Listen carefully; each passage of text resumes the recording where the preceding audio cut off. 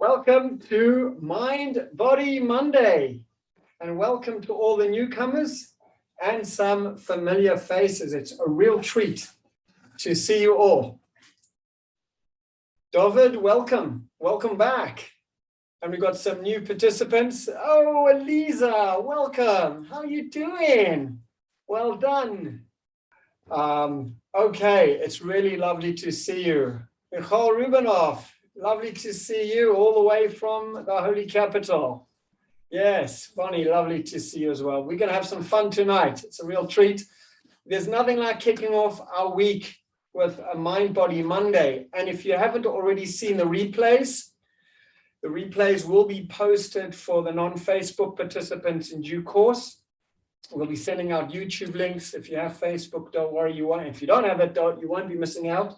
But if you do, there's a lot more activity and action there, and the replays are also played there, because the first and the second Mind Body Mondays, particularly the first one, I outlined, the structure of these 30 to 45-minute trainings, my vision, and most importantly, what is in it for you, why are you here, and what you can get out of it. So the part of the rules and engagement is when, firstly, if you have any questions on the topic, just feel free to chat them in. I will be asking you questions, and you're welcome to just engage in the chat, because all of you who engage fully in the chat, at the end, I will look at the chat and then give out some prizes. So last week, actually, it was Mrs. Reiser who was very active in the chat. And if I see her, yes, she's here. Shena Chaya, welcome. Lovely to see you.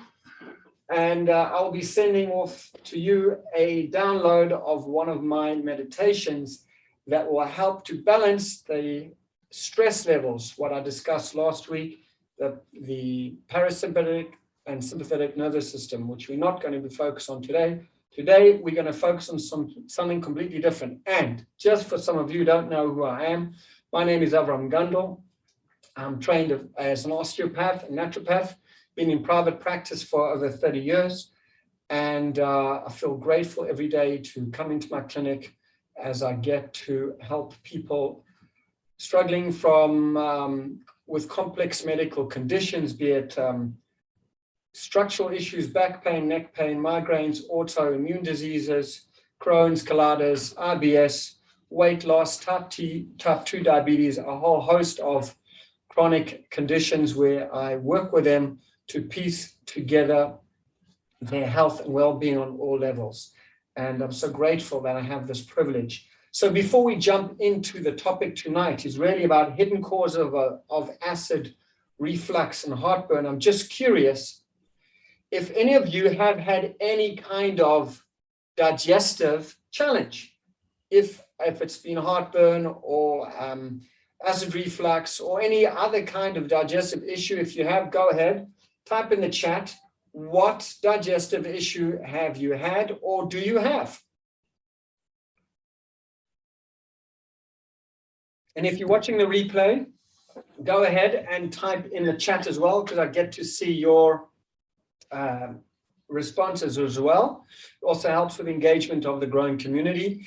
And if you haven't had any digestive issues, or you haven't ever stuffed your face, feel bloated, full, had any diarrhea, constipation, anything like that, what other health challenge do you have? Even if it's non-gut related, is there a health challenge you have, or an area that you would like to improve your health? Go ahead, type in the chat. What have you? Definitely heartburn. Yeah, thank you. Yeah, me too, actually.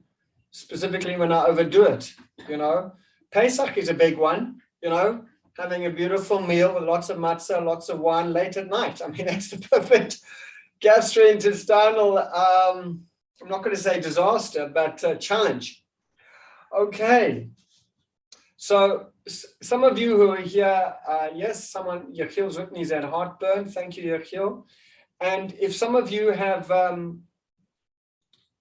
who are here from last week, each week I'll leave you off with a challenge. I'm curious if any of you were here from last week who did the challenge. The challenge was to do the check-in just once in the week. So just say, in the chat if you were here from last week. Did you do the check-in? Just curious, because we are going to begin every session with a check-in. So if you're looking for meditation or mindfulness practice, we're going to do a brief check-in every week as part of the curriculum, because I have found it extremely helpful in my life. It's something I've been practicing for almost 35 years.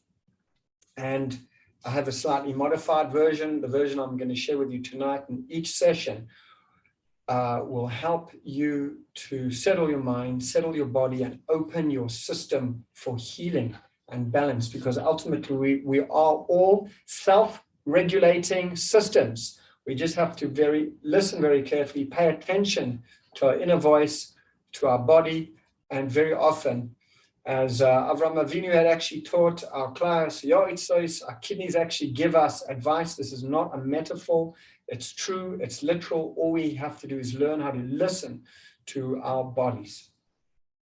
So, yes, someone's written in hypertension, pulmonary hypertension. Yes, constipation. Thank you. You know, when I get stressed, I don't get my sleep I need, or I travel. The first place I feel it is my gut. You know, things get backed up a little bit, and I've developed a lot of strategies to help myself. And these I've shared with my patients, and I'll be sharing them with you too, as little hacks, techniques, and strategies just to keep the system streamlined. Because having a regular BM every day is not only comfortable, but it's the basis for good, vital health. Else, what gets accumulated in the body gets reabsorbed in the blood and creates toxicity and a host of problems we're not going to go into for now. Okay, so for those of you who this is your first time with the check-in, I'm going to invite you to join me through this 3 to 5 minute eyes closed process. And if you've done it again, every time you visit your internal world, you make a stronger and stronger connection. It's a little bit like a child or a grandchild. Every time you connect with your child or grandchild, or spouse for that matter, you strengthen the connection when you really become present. So this is a process of really becoming present to yourself. And when you're present to yourself, a chain reaction of wonderful healing occurs, connections and insights occur. I'm going to put on some background music. So if you have speakers, you can adjust those. And if you've got a phone or a browser or something, this is a really good time to just put it on to silent, not even buzz, because that will buzz you out of it. And even if it doesn't, your subconscious, your unconscious mind will be sorting for a buzzer when it comes. Okay. So I invite you all to take a nice deep cleansing breath in.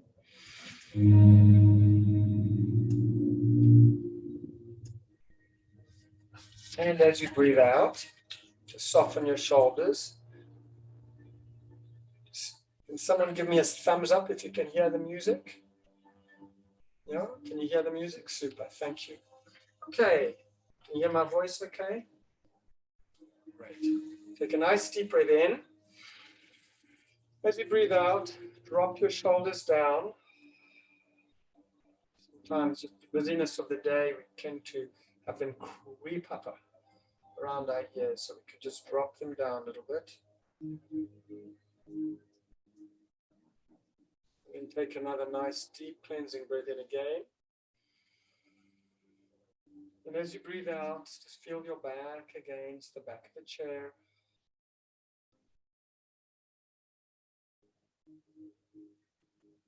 And then once more, another gentle, deep cleansing breath in. This time as you breathe out, soften your face a little bit more. Feel your feet resting comfortably on the floor. I teach children the check-in. It's so natural. It's so intuitive. So easy. So just trust the process. And just allow yourself to continue breathing in a rhythm and pace that's natural and comfortable for you.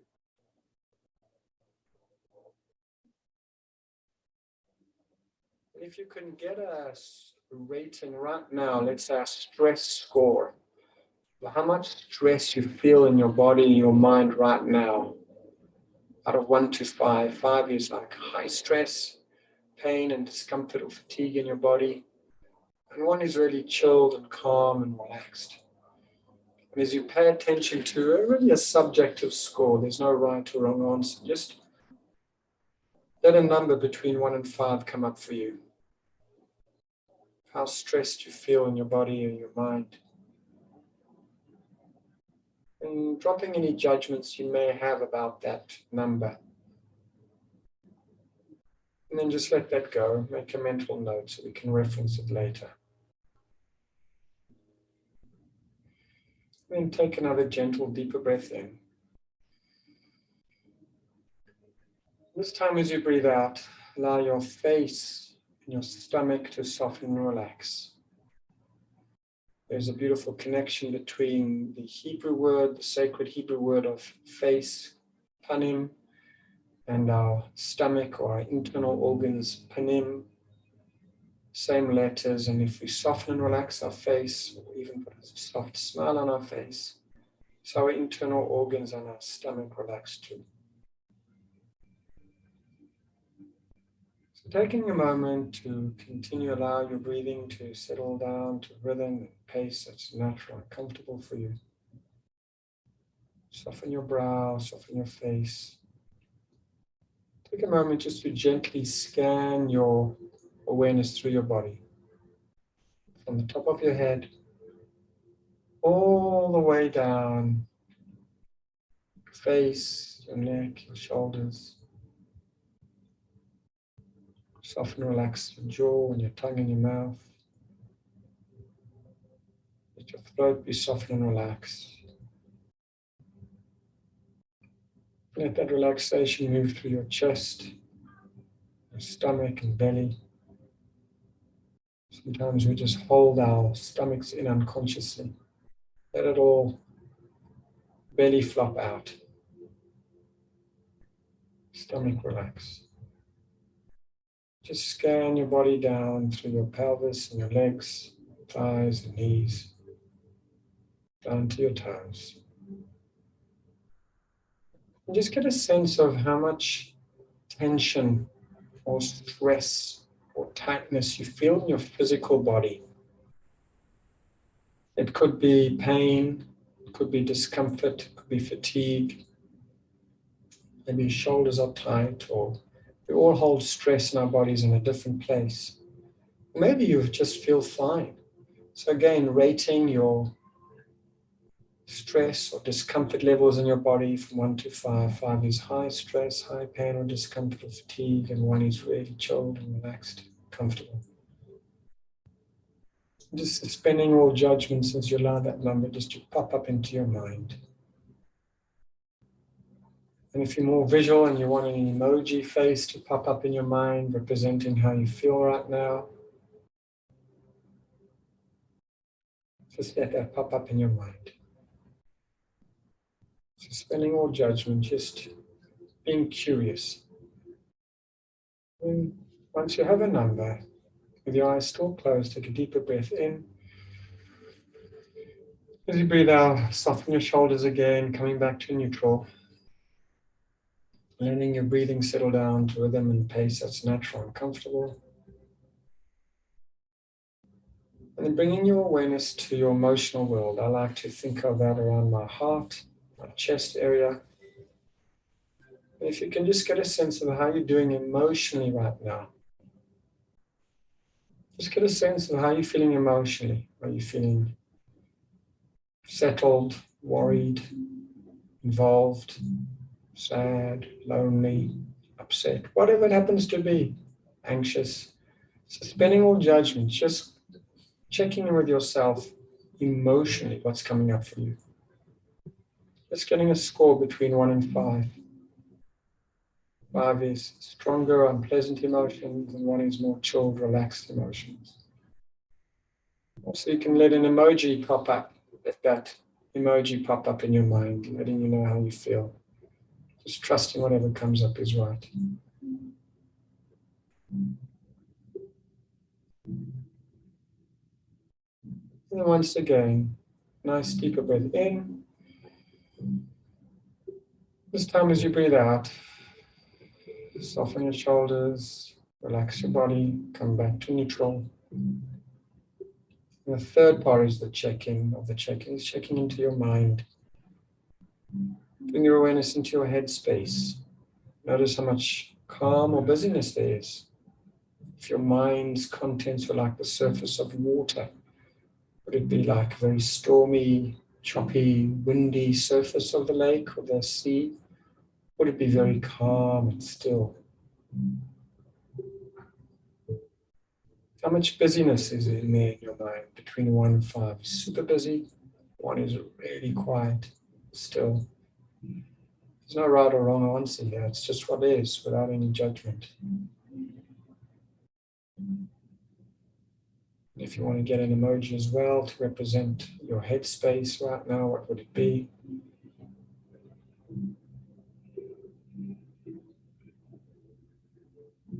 And just taking a deeper breath in. As you breathe out, I like to rub my hands together, put them over my eyes, allow my eyes to open once again, just adjusting to the light of the room, coming back to the room.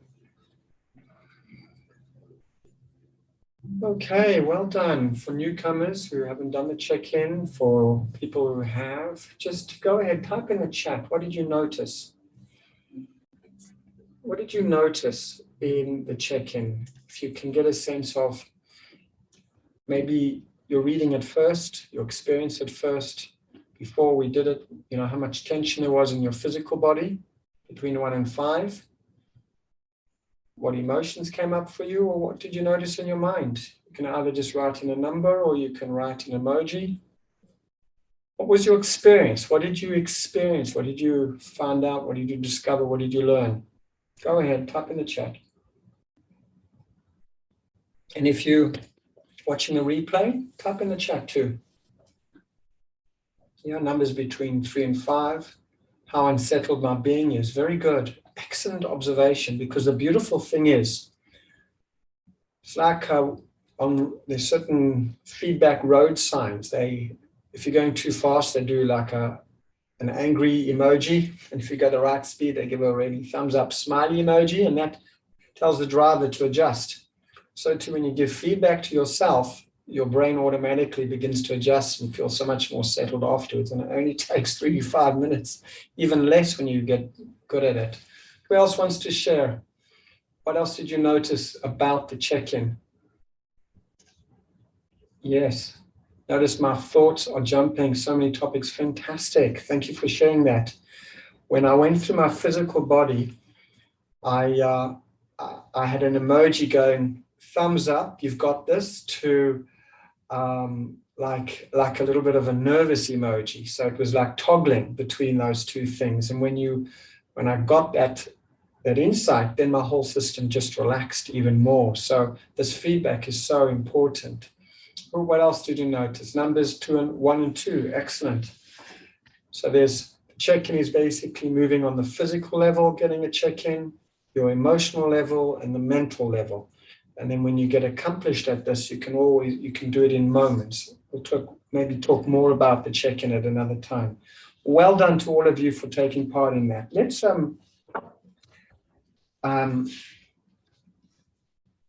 I want to share with you a quick story from a patient I saw recently on this topic of heartburn and acid reflux. He writes the following. I was a patient of Dr. Gundle's and I came to see him specifically with a nasty case of reflux. I've been taking medication for years and slowly moving up the scale with respect to stronger medications. I was on 20 milligrams of Losec per day, and it was increasing each month or so before I was seeing Dr. Gundle. Avraham put me on a restrictive diet, which I'm still on, and I'm still missing my morning coffee and toasted cheese melts, ! But at least the fire in my chest has stopped, 2 exclamation marks. It took at least 2 months before I felt drastic improvement in my reflux. This was preceded by a fast. I put him on a fast, which which the benefits thereof were only realized 3 days after fasting. Okay. I've been on the program now for 2.5 months and hope that in a few months I can go back to my old bad habits. He writes, exclamation mark. Okay, in conclusion, he writes, this wasn't a quick and easy solution as I've been suffering for years. I needed self-control and patience. I decided that it's better to have about 4 to 6 months of inconvenience rather than lifelong pain and suffering from the fire in my chest. This is a real testimony from a patient of mine who went through one of my programs. So let's just jump straight into it and look at, what is acid reflux? So there's a condition, there's a sphincter, which is a little like valve in our throat called the lower esophageal sphincter. LES for short. It's a ring muscle in the esophagus, and when it doesn't work properly, it doesn't close properly, then acid could come up from the stomach. This is actually a condition called GERD, gastroesophageal reflux. Now, the interesting thing is there are special cells in our stomach that make acid. Now, the pH, that's the acidity of acid, stomach acid, is approximately 1.5 to 3.5 on the pH scale. What that means, this acid called hydrochloric acid, means if you can sort of reach into your stomach with a straw and take some out and put it on your hand, it'll actually burn an ulcer in your skin, on your hand. It'll actually do that. It's very acidic and highly corrosive. So the right acid in the right place is great, and the acid in the wrong place is disaster. So have you ever thought about it? You've got the stomach acid, and the reason we have acid in our stomach is a number of phenomenal reasons. Number one, it helps to digest our food, specifically protein, meat, fish, chicken, and eggs, and dairy products by and large. Also, the acid has a very important purpose because our stomach and intestines is really, even though it's physically inside our body, it's really outside of our body because it's not yet in our bloodstream. It's almost like you put a pipe down your throat and it's sitting in the middle of you. That's like our intestines and our gut. It's not, it happens to be inside your body cavity, but it's not part of your body because it's not yet part of your bloodstream. So the acid in your stomach is made by special cells called parietal cells. Now, the amazing thing is that any bacteria or foreign particles or viruses that come into your stomach, and they do all the time, they get destroyed by this acid. So it's really a first line in our immune system. Now, that's a really good thing to know, because when we come on to shortly the standard medication, standard treatments for acid, which is proton pump inhibitors, we'll get that shortly, is actually turning off a very key protective mechanism in your body. But before I get to that, I'm curious, do you know how the stomach protects itself from its acid? I just told you that if you take this acid and put it in your skin, it will burn a hole in your hand and blister. But why doesn't it do that in the stomach? The stomach's making the stuff. Go ahead, type in the chat. Have you ever considered why the stomach doesn't succumb normally to its own acid? And you can type in, I don't know, that's also okay. But it's an amazing thing. And if you're watching the replay, go ahead and type, what protects the stomach? What protects ourselves from this acid? Because with a pH of 1.5 to 3, it's very, very acidic. It's very damaging. So the answer is that the acid, stomach acid, the stomach has special cells, and these are called surface mucus cells. There's a fancy medical name, but I won't bother you with it. And these cells produce thick mucus and bicarbonate. It's a buffering agent. So there's cells in the stomach that make acid, and there's cells in the stomach that protect the lining of the stomach from this acid. And when the whole system breaks down, acid production is at a high, the protection cells are low, and you get ulcers in the stomach. Not a good thing at all. Not only is it extremely painful, it's very dangerous, because to have this acid going on inside, not a good thing. So if we move on to the next sort of common causes of acid reflux, some of you written, you have had a heartburn and reflux. Go ahead. What were the things that triggered you? Go ahead, type in the chat. From your experience, what would, if you were teaching somebody I'm creating a crash course on how to give yourself acid reflux, what would be your top 2 or 3 things you'll tell them to do? Guaranteed to get acid reflux. Do this. Don't practice this at home thing. Go ahead, type in the chat, watching the replay, type in the chat. What caused, a late night meal. Very good. What else? What else? Or late night sugar. Thank you, Yechiel. What would cause acid reflux? Eating too close to bed, definitely.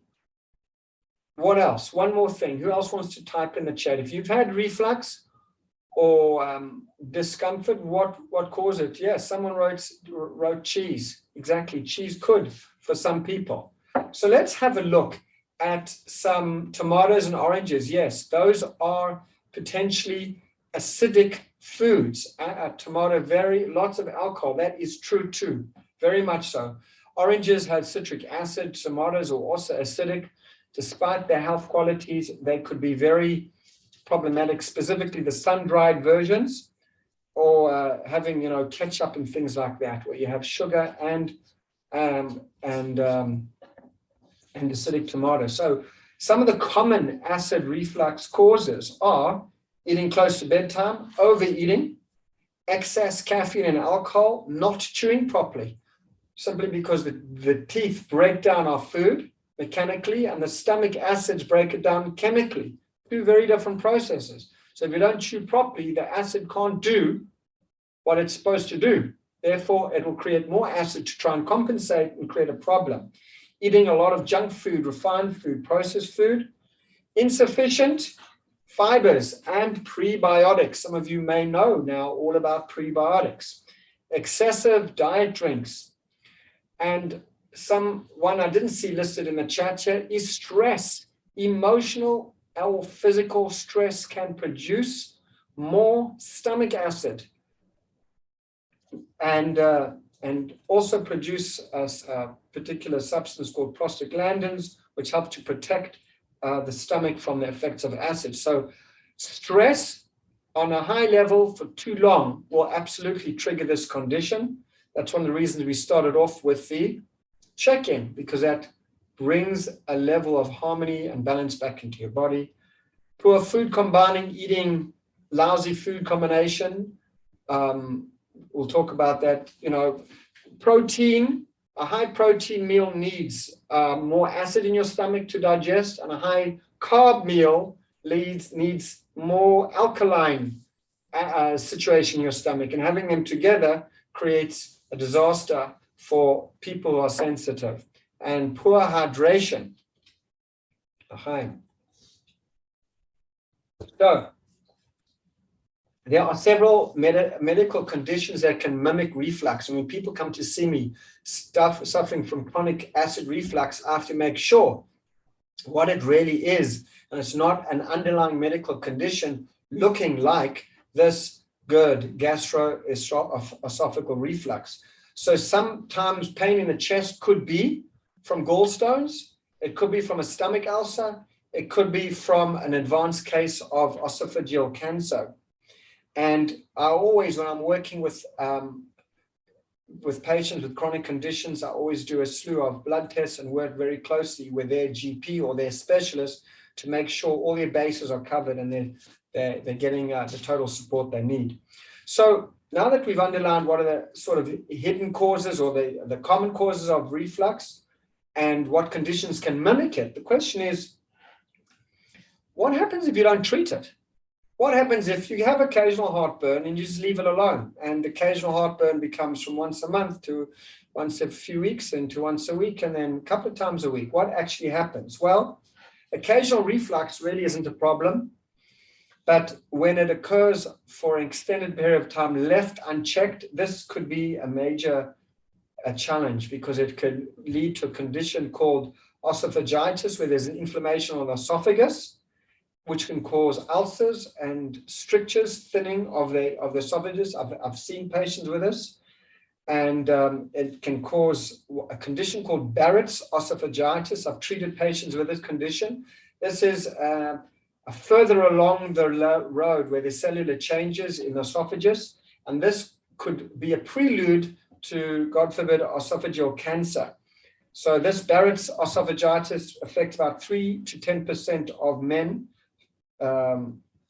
and about 4 out of 1,000 cases actually advance into cancer. So it's very important with any physical symptom to begin to treat it and to treat it holistically, because part of the metaphor that I explain to my patients is this, as we look on to some of the current medical treatments. Let me come back to the metaphor in a minute. So one of the biggest, most popular medications to treat acid reflux is called PPIs, proton pump inhibitors. Remember I mentioned in the beginning, there's special stomach cells called parietal cells. These make stomach acid.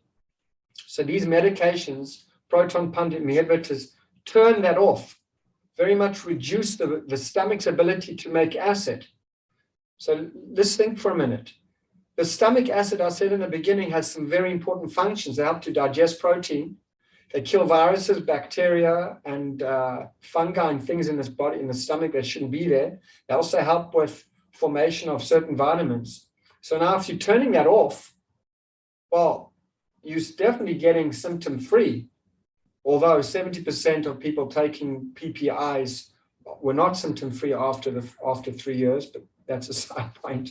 But the research says the following: this medication were introduced in 1989, and over 15 million people in the USA use these proton pump inhibitors every year. 15 million people are taking a medication that about 70% after 3 years has less effect. And a recent research from the Mayo Clinic said the following: what's the problem with the safety? By and large, it's a safe drug. However, most people continue to take it for long term at higher and higher doses. And from the Mayo Clinic, research says that adverse reactions could include osteoporosis-related fractures, pneumonia, Clostridium diarrhea. Now, this makes sense because you begin to understand that the layer of protection of acid is removed. So you have bacteria coming into the gut and then moving into the respiratory system through aspiration and creating lung problems or diarrhea, low magnesium, vitamin B12 deficiency, chronic kidney disease, and dementia, all from long-term use of these proton pump inhibitors. So let's just think about this for a minute. If you get this analogy, you'll understand everything that is about natural and functional medicine. Imagine you're a farmer, you walk out into your field and you look at your orchard of beautiful oranges, let's say. And one of the trees, the oranges are looking unwell, ridden with bugs, soft, not healthy. So obviously you'll take precautions, you'll put a net over it, you look out for it. But if you're a wise farmer, you'll trace it up the branches, down the trunk, and to the soil of the tree, and you'll realize that the fertilizer and the chemicals and pesticides are not getting to that tree and down into the root system. So you're not only going to treat the orange on the end of the tree, but you're going to trace it all the way down into the roots of the tree and treat there. Then you'll treat not only this year's crop, but next year's crop as well. This is the problem with the current Western model for healthcare, because patients as well, also, they're going for a quick fix to their discomfort, and they just want to treat the fruit on the tree, but they're not looking at the root of the issue. And you know what? Neither is the doctor, but within 3 to 7 minutes, they don't have too much time to prescribe a proper curative course. So it's much easier to give medication, and the whole thing is driven by the pharmaceutical industry, different discussion. But you see these 15 million people are taking a medication that long-term is known to cause major problems, but I don't know how many of them are actually looking at, why do I have that? You just listed for me in the chat, fried food, someone's written, true, correct. 15 things that are causing this condition. How many of these people are actually living a lifestyle doing 15 plus these things and then taking their medication to get solution? So no wonder there's a major issue. And you see the industry is a billion-dollar industry. So when you begin to understand, as we've looked at, what are, as I mentioned here, what are the causes, what are the treatments, what do you need to do?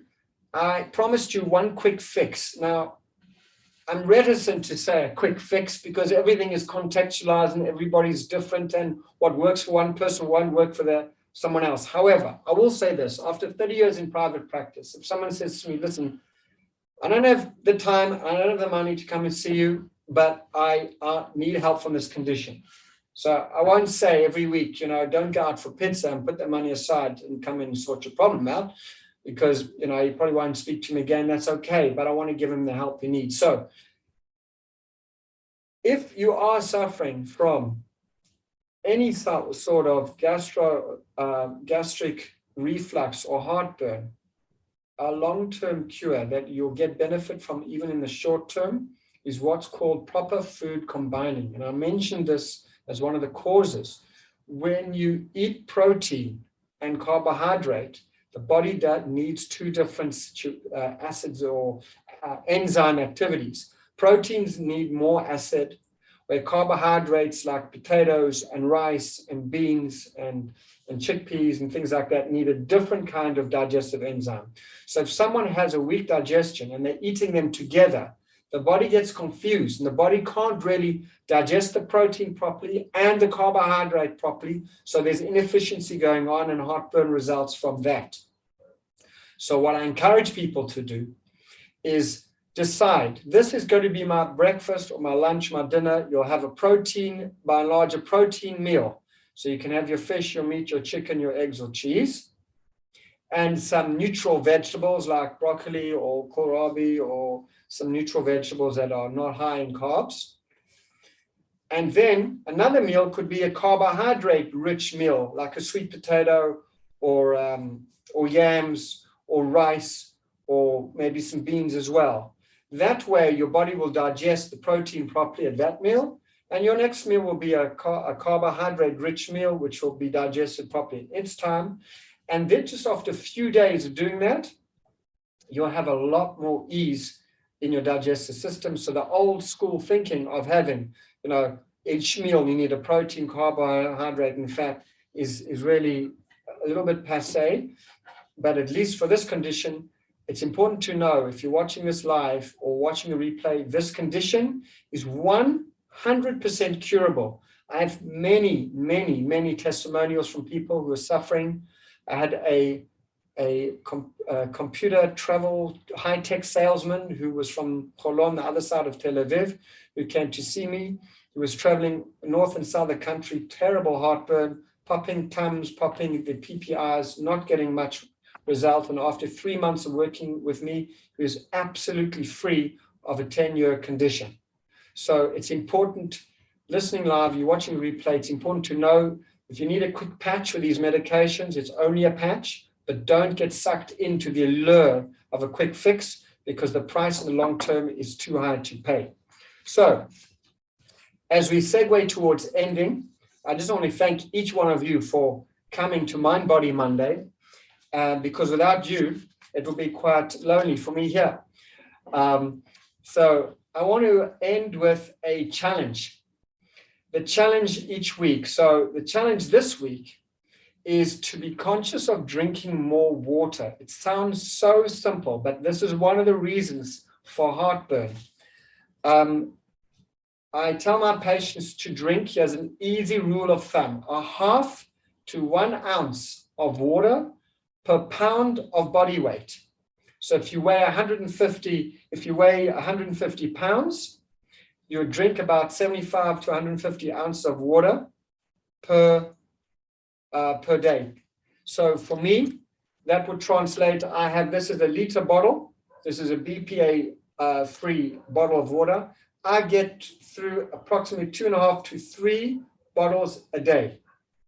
Because just sitting in air conditioning, okay, we're moving now into the cooler season, but the body will just through metabolic function lose at least a 0.5 liter to 750 milliliters of water a day just through evaporation in a cool ambient environment. So the good thing to do is focus on hydration. So the challenge this week is to drink 1.5 to 2 liters a day, depending on your body weight. And if you're on medication, you need to increase that.